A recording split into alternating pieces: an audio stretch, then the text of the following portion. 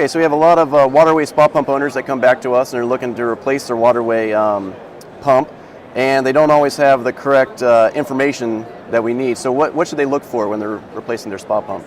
Ideally, Rob, if they can get us anything, the best thing to do is get us the information right off our Waterway label. So every pump will have two labels on the motors. It'll be our label here that you see that has the serial number, has the part number, and has the model number.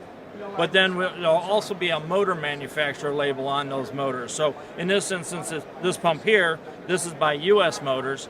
That's actually the label for the motor manufacturer themselves.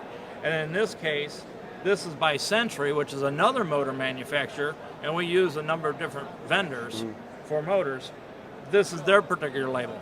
So the thing that we run into is that these labels can be helpful, but it's only going to give us information pertaining to that specific motor, where for what we need to be able to find out when determining the whole pump, which is wet end and the motor, this is the most ideal label. So the part number will tell us exactly what this specific pump is.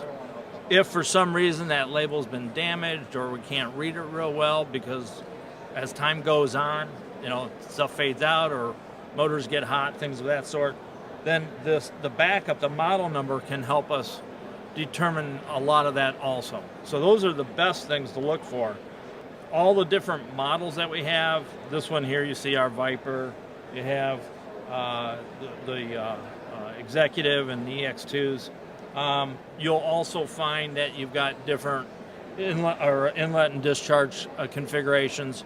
So especially on the Executives and on the EX2s, those we have in two different kinds of configurations. So those can be also in a 2.5 or 2-inch. So if we don't have the label information, then at that point we got to kind of fall back and get, it's helpful to get pictures of what that wet end is.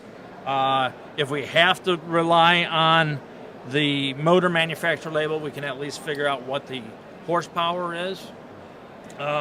But with the wet end, we can then determine, okay, what's the size of that inlet, what's the size of that discharge. If we got a picture of that wet end, we can make a quick determination, especially with the Executive and the EX2. They're very similar in looks, but they're not the same. Their lineups are a little bit different. So, but we need to know whether it's going to be what size that discharge would be on those particular ones to make sure we get everything to match up properly. So. And how would a spa owner measure that? Because a lot of times they'll take this measurement and they'll be like, well, that's not 2 or 2.5 inches. What are they looking for? Correct.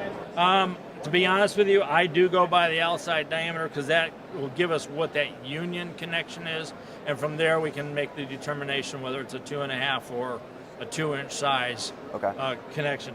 The ID is not going to help us at all, so always go to the outside.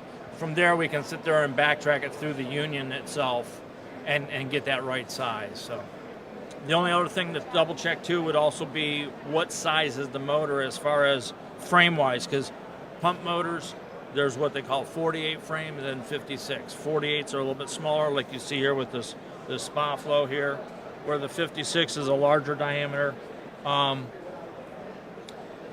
That information is usually on the motor manufacturer's label, so if we can read that, we can get it real quick. If not, there again, that's where we can try and make that determination off the pictures too, if it has to be. So, ideally, like I said, if we got this label and we can read it, the part number will tell us everything we need to know. That's the easiest and fastest way to do it.